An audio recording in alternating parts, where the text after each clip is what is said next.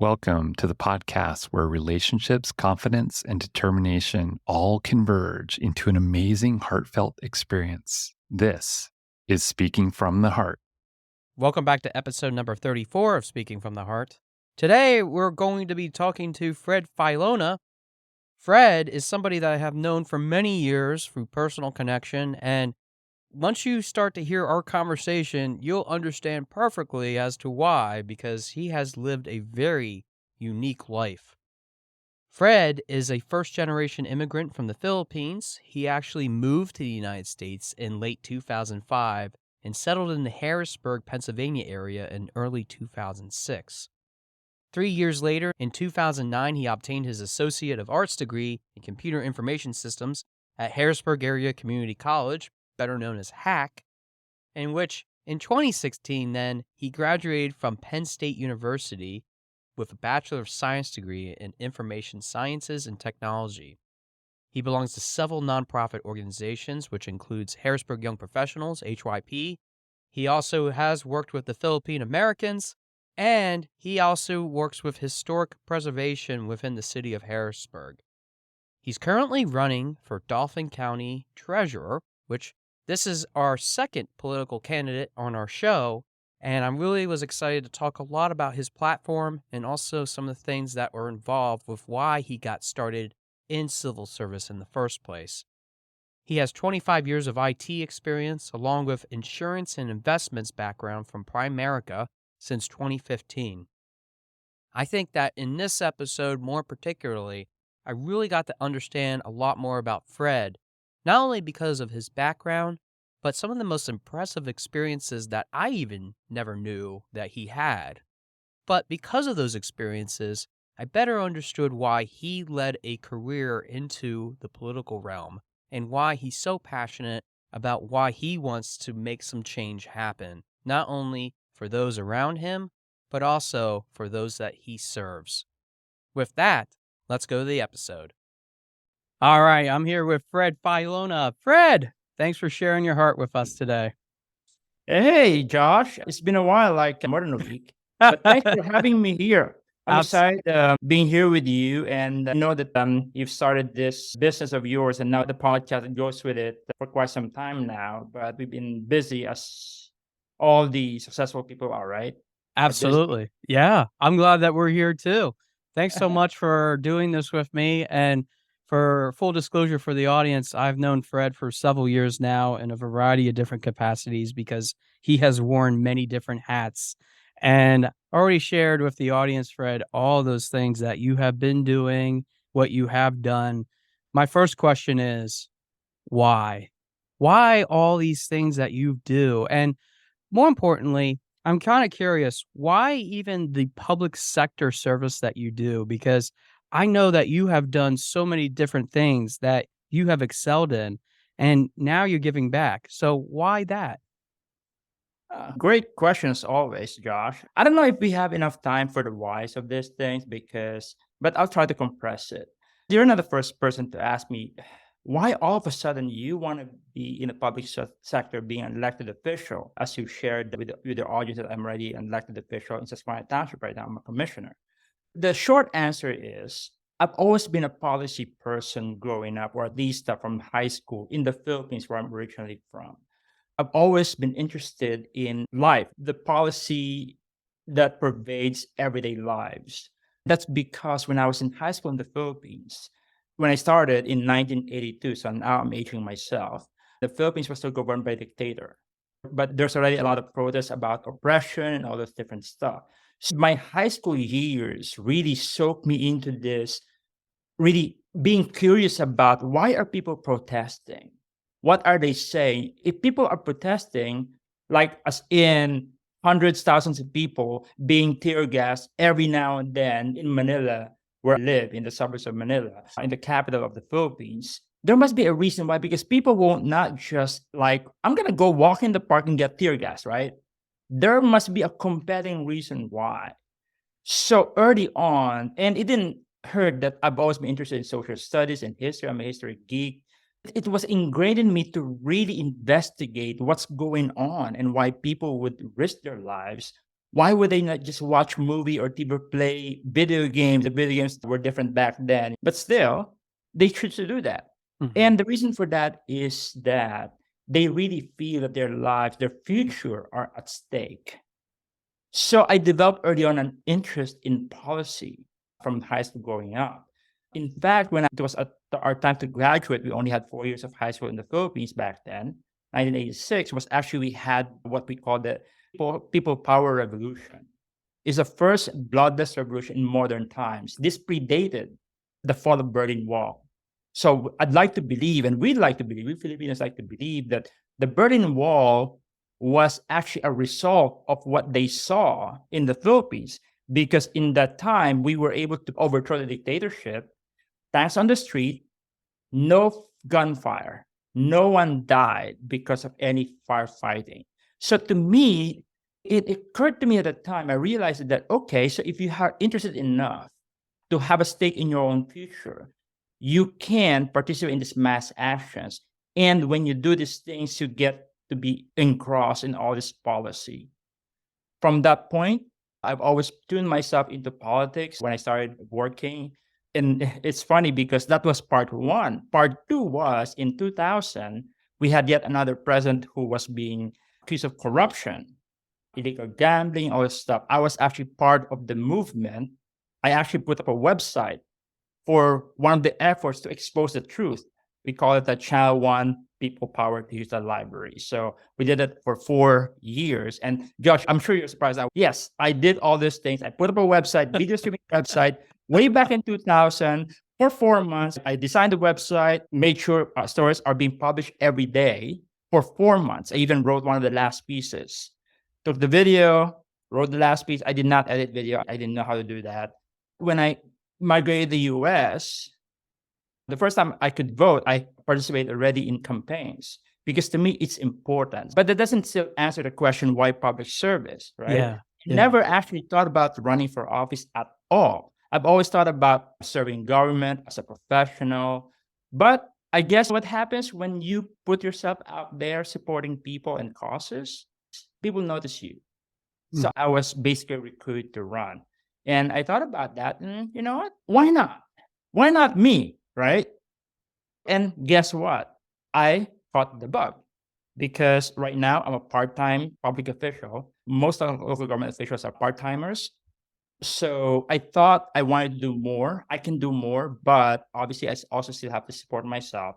So I'm going for something that's more full time now this year because I believe that for somebody like me who has at least the stomach to go out there, look at, investigate what we call the ill society, and then determine what I can do as a person in my own community or in whatever I'm interested in, what the capacity I'm interested in, I'm going for it. So I think I want to do more, therefore I'm doing more and more. But yes, to summarize it, why become a public servant? Because I believe policy, good governance is important. And if one is interested, like myself, in those things, then you with a brilliant idea or you with the curiosity, go do it, right?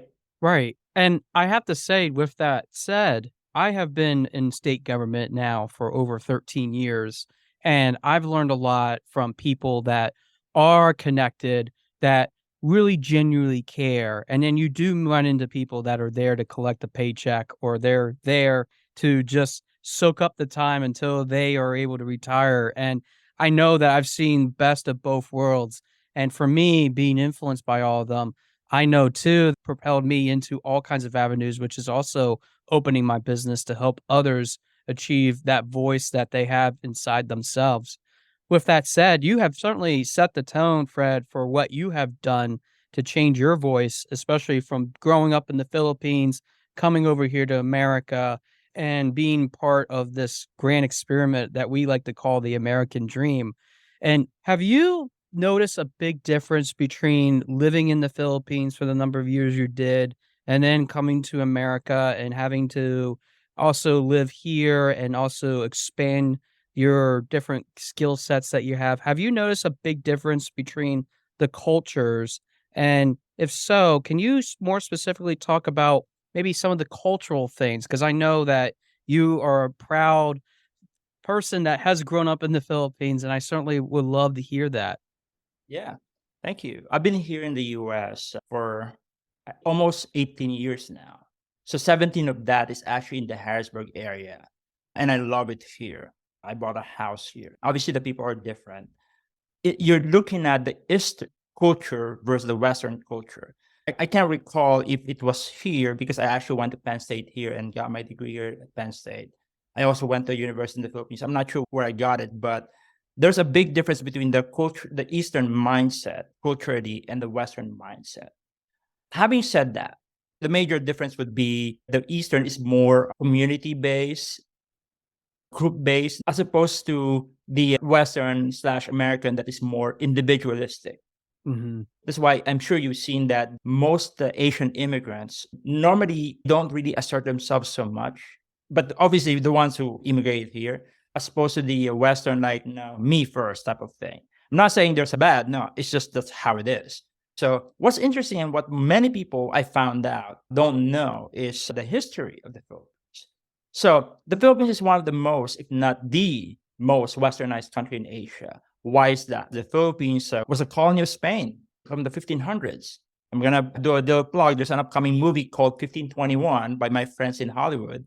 It's about the story of Ferdinand Magellan, the Portuguese explorer who sailed from Spain, from Seville, Spain, to find the Spice Islands under the Spanish flag, and it got discovered. But of course, we know America was not really discovered by Columbus, but by the Vikings, right? Same thing there. He actually reached the Philippines and he was killed by the natives.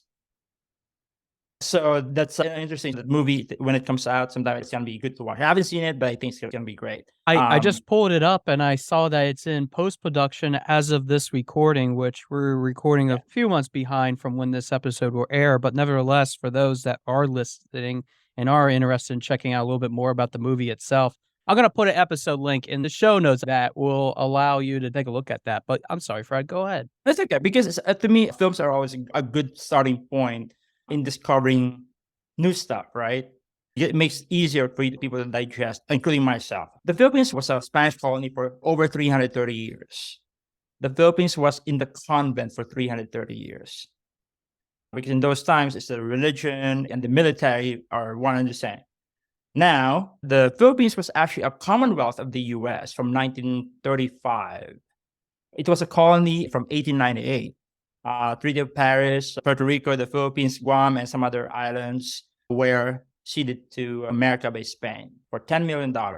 There's a Japanese thing here. But these two things, two Western powers, so to speak, made the Philippines really westernized, not just in a lot of the thought process, even though the Eastern culture is still there, but a lot of attitudes, especially when it comes to family, the social values. Most Filipinos are Roman Catholics, actually, over 80% Roman Catholics. Mm-hmm. That the culture in itself is not that different from America or Western Europe in terms of attitudes.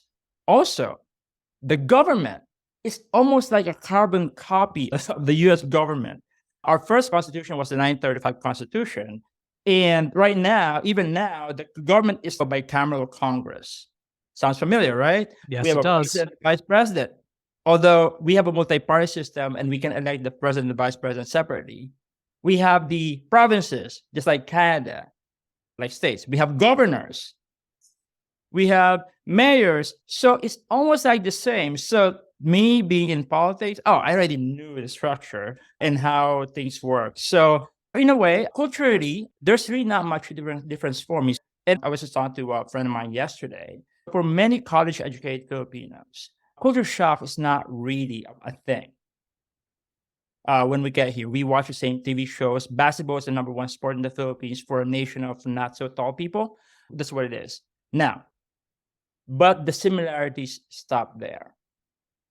The difference and why I chose to live here is because of the opportunities. So the land of the milk and honey rings true, that concept. Because here, if you work hard, you will be paid commensurately in the same way. Of course, not everyone is as quote unquote lucky, right? some things happen to people and they just can't get out of it. But to me, as my understanding and my experience is that in America, you work your quote unquote butt off, you get rewarded. There is a certain predictability of life here.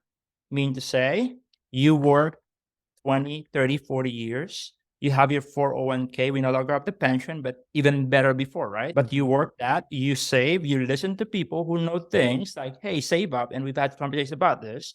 Personally, you save for your retirement. You can support yourself financially when you can no longer work full time, when you're in the retirement years. So this whole thing of there's more or less a working government. So I call it there's a good governance in most places of the US, in almost all places of the US.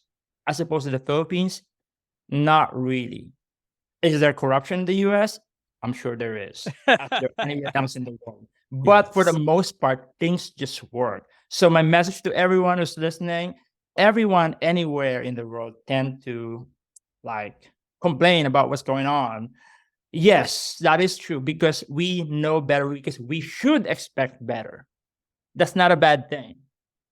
But it's also important for us to be grateful, to acknowledge that we do have a working system and that other countries, other people in other countries in the other parts of the planet don't have, can never have. That's why I'm here. Some question that was asked me by my friends, now you've learned all those things there. Why did you come back and do that? Well, it's always easier said than done to import certain things because you still have, there's a system that you have to deal with. The governance of the Philippines has been improving over time. Yeah. I'm amazed every time I go back every 2 or 3 years.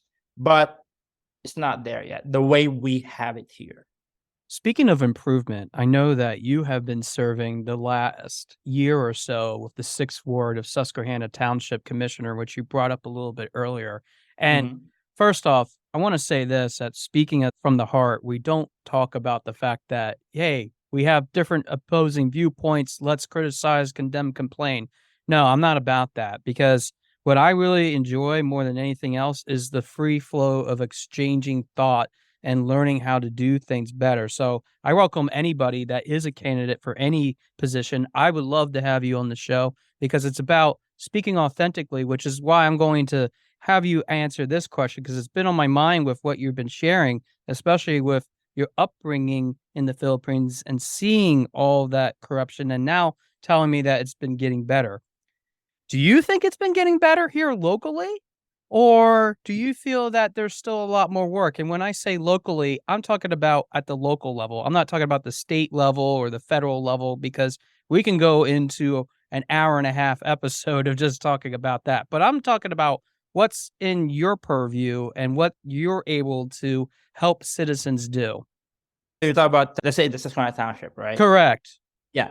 Okay. The question is, are things getting better? I think I'm not the best person to answer that question. Why? I always say this. I just got here. I'm barely a year and a half in office. I will tell you this though, because in general, is it getting better in the township? I would say yes, but I'm sure many people will disagree. They will have a thing or two for me. But what I can tell you at least is that from what I know, and I will say, as much as this pains me to say this, I don't know everything that's going on in the township because it's just so much stuff, right? I think right there is very important to point out is that although we think that we have these elected officials that are supposed to know everything, they're really the representatives in which they will go and find out what that information is and help you to understand that. So I think that's really important to point out because I've been on that side of the fence too, Fred. And I feel that sometimes people think that I have all these answers. I'm going to solve all their problems. But we all have rules in which we have checks and balances. That's what government's all about, too. Exactly. And one of the things I really enjoy is when people tell me, hey, Fred, do you know that this is happening? Oh, you know what? Forgive me, I don't. But thank you for telling me. Thank you for bringing that to my attention because now I know. Because what does it take for me to know everything? I guess that should be a full-time job that all I do every day is go around the township. I wish that's possible, but that is not possible, at least financially for me, because I have bills to pay, right? And that's not an excuse. It's just a fact, right? But are things getting better? I think so. Why is that? At least as far as I'm concerned, when people call me, hey, I'm having this issue. In fact, last Thursday, I was called by a constituent and say, hey, we're back to development again. We have a hearing. We'd appreciate if you can come. And I thought, honestly, and this was on me, that I got a handle of what that issue was.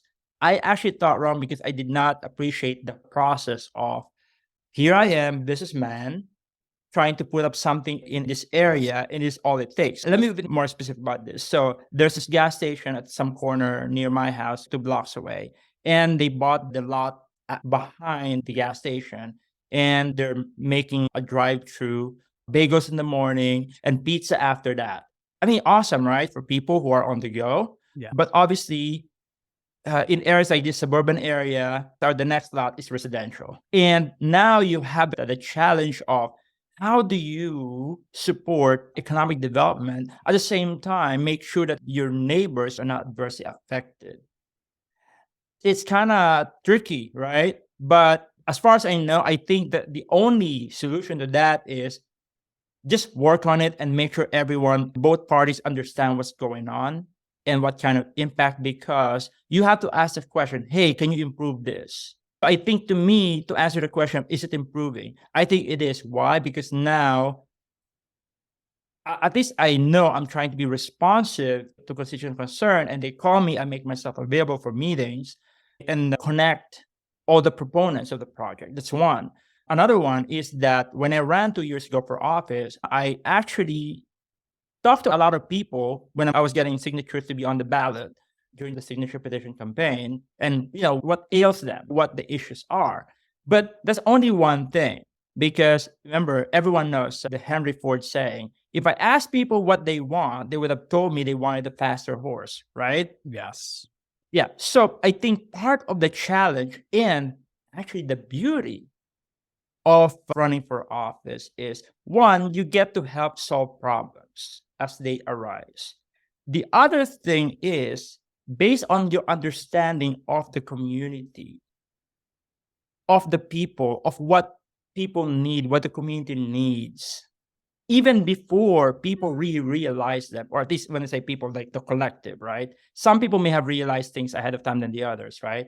Then you are proposing solution before people say, oh, we want it now, because things take time to build, right? What did I do? It is actually interesting because I'm not really a biker. I enjoyed it in my youth. I enjoy it occasionally, but I'm not a diehard biker. But I do understand that it's beyond recreation. It's more than that. It touches the climate crisis. It touches financial, because, hey, if you don't have the money to buy a car, insure a car, maintain a car, and your commute is like a couple of miles each day, why not have a bike, right? Yes. Yes. You have to be able to bike safely. So what they run on, and do you really want to talk about that? Yes, because it's important. Guess what? We're master planning our bicycle and pedestrian and greenway projects now, a year after getting into office. They do everything? No. But it's something that I thought, okay, I'm going to push for this because I run on it. And basically, it's putting everyone, including the township government, because we do have employees. We have a Parks and Rec director who are also looking at this. So Fred won on that issue. We might as well do this now.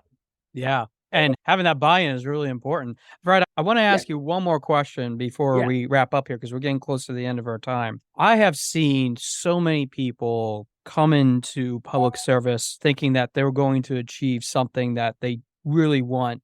And unfortunately, it doesn't happen. And you just shared an example in which it did happen because of what you ran on. So with those things in mind, and just thinking about all the people that you have encountered, even in your professional career, has there ever been a time that you felt that maybe you should have done it a different way, or maybe you should have handled some sort of particular situation differently? And I'm just only asking you for one example, but is there something that you regret, whether it's in your political career or maybe even your professional career, that if you could reel back the wheels of time, that you would change? And if so, what would that thing be and why? Yeah, all the questions are great, by the way. I'm glad that you asked that question, because people think that, oh, so you're there, so we elected you, so make sure you do everything. Yes, it's easier said than done. In every local government or in any government level, right? We don't have dictators in this country. At least I'd like to believe that, right? So not one person can decide what the whole body will do, right? It's a collective body. I was just at a climate crisis forum a couple of weeks ago, and I said, hey, you voted, you elected, but make sure you hold your elected officials accountable, hold them to the fire, so to speak, attend the meetings and whatnot. Because by doing that, then you also get to understand what the process is. What's the governance process? How do they make the sausage, right? Not necessarily the whole process, but you get to see because it's not that simple.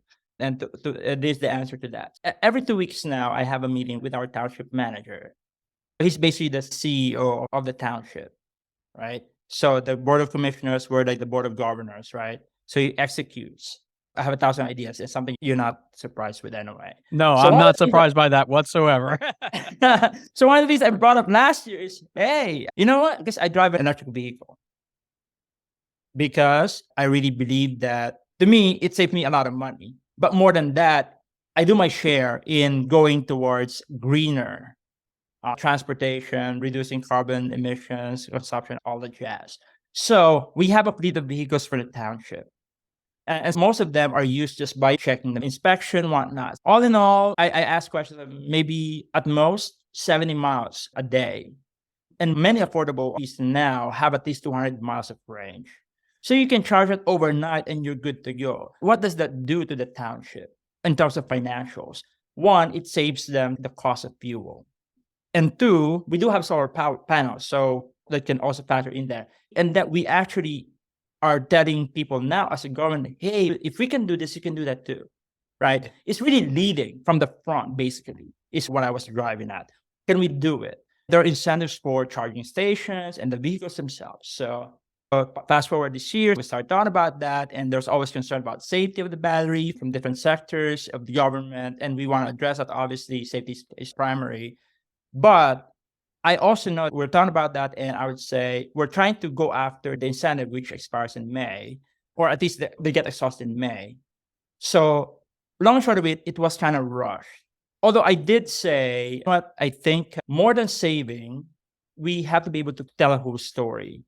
Why is that? Because you cannot just go for the savings. It has to be like, why are we doing this, right? So anyways, long and short of it, it went to the Board of Commissioners meeting. We have this last meeting called a workshop. So we just talk about stuff, basically. And it came out half-baked. So from a leadership perspective, being the person who brought it up, although I got some support, but not majority support, I should have said, you know what, we're not ready to present this. Yes, we're going to miss out on the incentive. But you know what? It's more important that we have a fully baked project to present, that we already know all the numbers. We are solid on why we're doing what we're doing here and the benefit to the township in terms of cost savings and all that jazz, rather than try to rush it. And we tried. To me, the failure on my part is that even though the way it works is for these things is put up in the agenda, I would have said, you know what, we're not ready yet. No. There are But so yeah. many questions, and we don't want to open it up, especially for public consumption. That's it. That is a lesson in leadership that I learned, that if you have the courage to bring up an idea, you must have the courage to say, wait, we're not ready. Don't do it yet. Yeah. And that's really important, is to be able to recognize that and to know that too, that we are humans that are capable of having errors. And yes, it does happen to everyone. It even happens to people that have good intentions as well. And it's all about learning what's truly important. Fred, I'm going to give you the last few minutes. I would love for you to let people know how they could get in contact with you. How can they support you as part of this experience too that you're going for? Because I know that you're running for Dauphin County Treasurer. So I'll let you have the last few moments here. All right. Thank you, Josh. I'm going to kind of repeat some information. I'm Fred Faylona. I'm the current commissioner in Susquehanna Township. I'm running for the Dauphin County Treasurer position in the November 7th election. I'm on the ballot. I'm asking for your support to look at my qualifications and my priorities. You can find that at fredfaylona.com. So FredFaylona. I'm also on social medias, Facebook, same thing. If you Google Fred Faylona, I have both a personal one /Fred Faylona or Fred for Dauphin with the number 4 in it. Also on Instagram. So it's hard not to find me online because I'm all over the place all the time. But briefly, for this position, I'm running to be your next Dauphin County treasurer if you live in Dauphin County, because I have this itch to help people, to help our county. Number one, Dauphin County, number one is to streamline its services, make everything a one-stop shop, whether it's online. So whether you pay your property taxes or any other county fee, do the application there, pay there, done. You don't have to go to the office or call anyone. Or if you need to talk to a human because not everything can be done online, you should be able to go to the office on 2nd Street and don't go anywhere else for all your treasurer services. But I also understand and I realize we have a SWAT of technically challenged or physically challenged individuals, especially our senior citizens in the vast Dauphin County. And I intend to, if I get the honor of being elected in November, to do a lot more one-day treasury services in many municipalities. I may not be able to bring the service to your doorstep, but at least as near to you as possible. Number one. Number two is really, I'd like to reduce our tax delinquency, which leads to some of our residents, especially the senior citizens with the fixed income, to lose their homes for tax sales because of the tax delinquency, property tax delinquency. There are many programs out there. Not everyone knows that 100% disabled veterans are actually exempt from paying property taxes. Just have to apply for it. But more than that, there are other programs, financial help programs that I'd like to tap in behalf of our Dauphin County residents. I'd like to ask for your support on November 7th. And also with that, you can apply for mail-in ballot so you don't have to worry about being available on November 7th because life happens to every single one of us. Have it. If you still intend to vote on the day of, you can bring your mail-in ballot with you to the polling precinct. But otherwise, a few days before, a week before, if you think you cannot make it, mail it in. You already have it in your hands. Again, Fred Faylona for Dauphin County Treasurer at fredfaylona.com.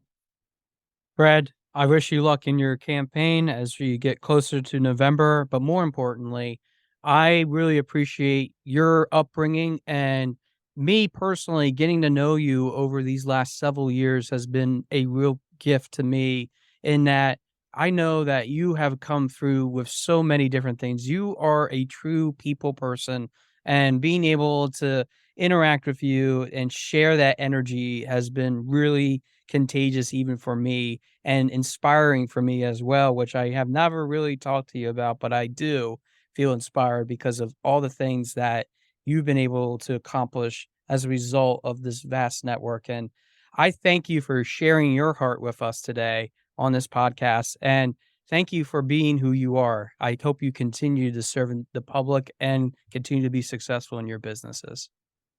Thanks, Josh. Thank you for having me here.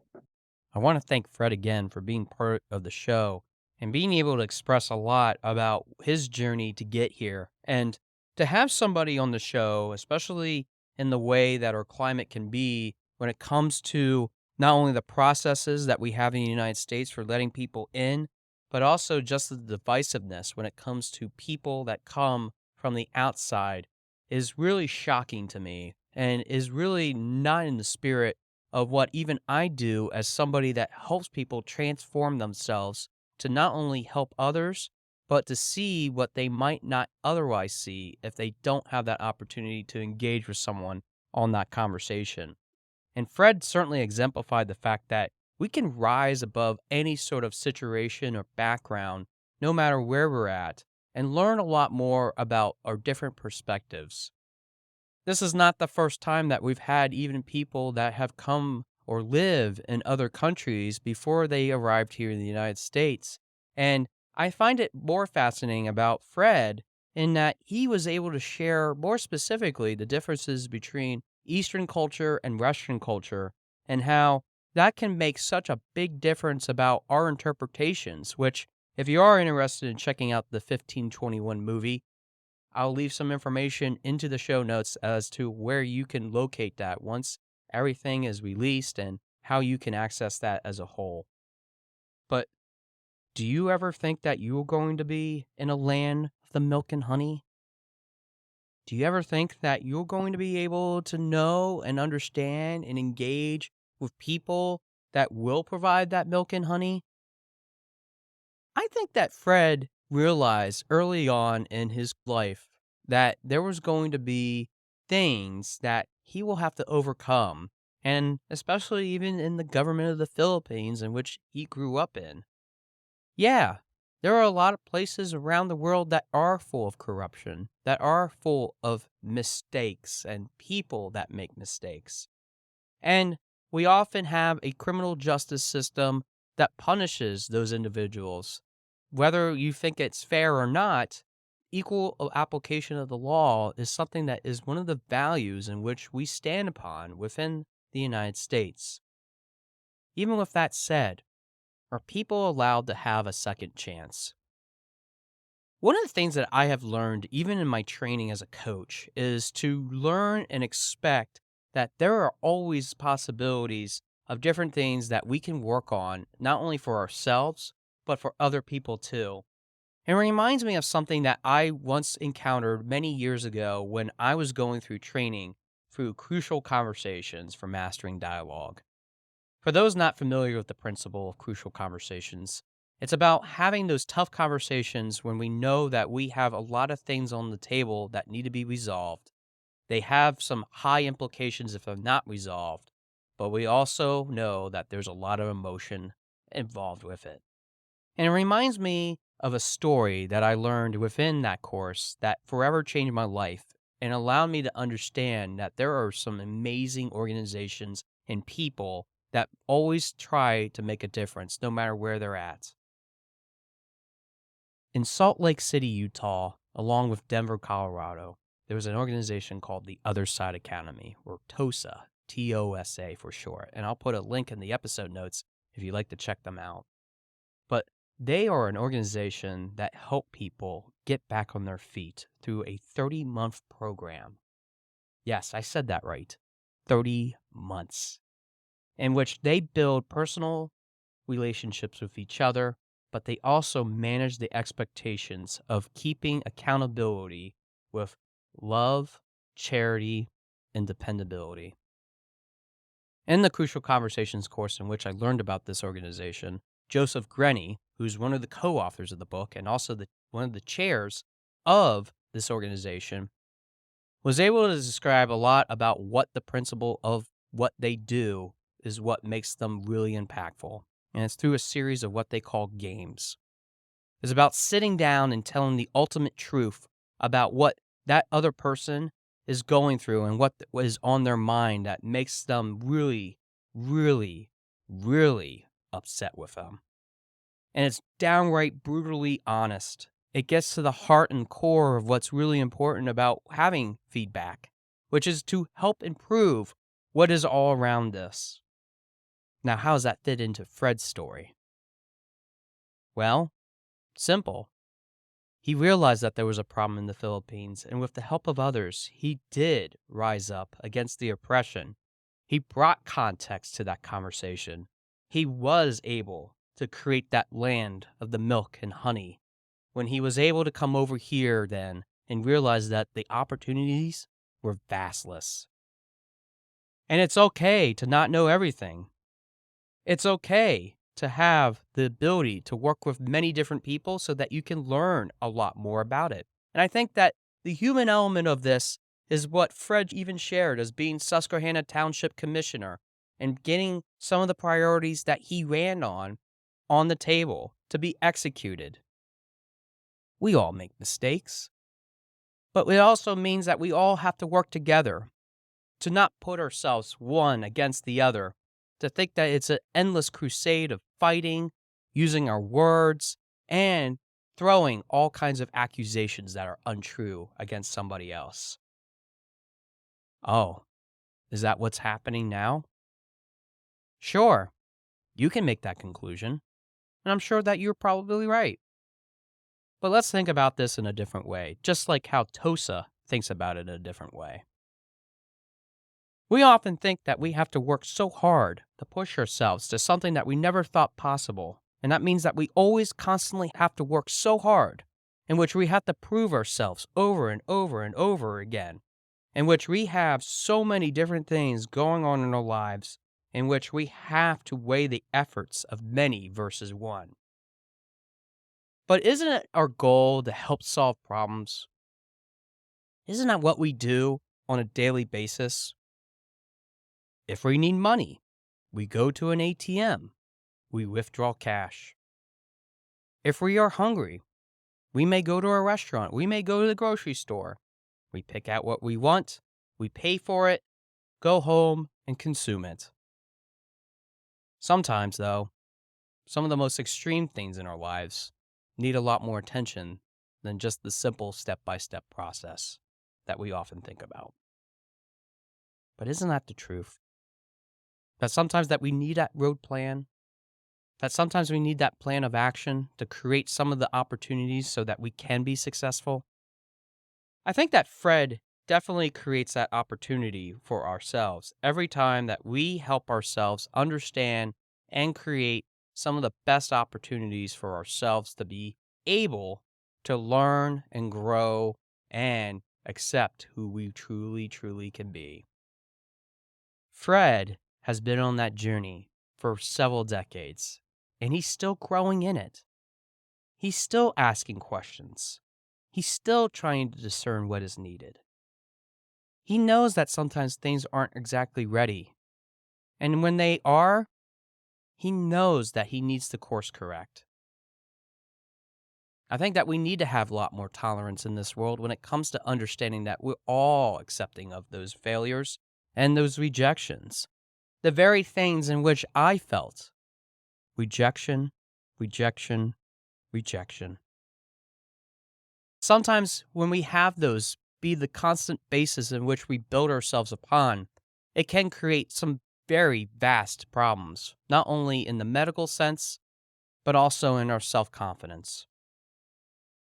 Fred exemplifies the fact that we can always do what we really desire to do, especially if we truly, truly, truly want it. Because we can have those opportunities. We can go to another place where we are valued. We can run for an office and find our way in which we can serve, whether that is based on the experiences that we have or something that we feel passionate about and we want to learn more. But that's the truth.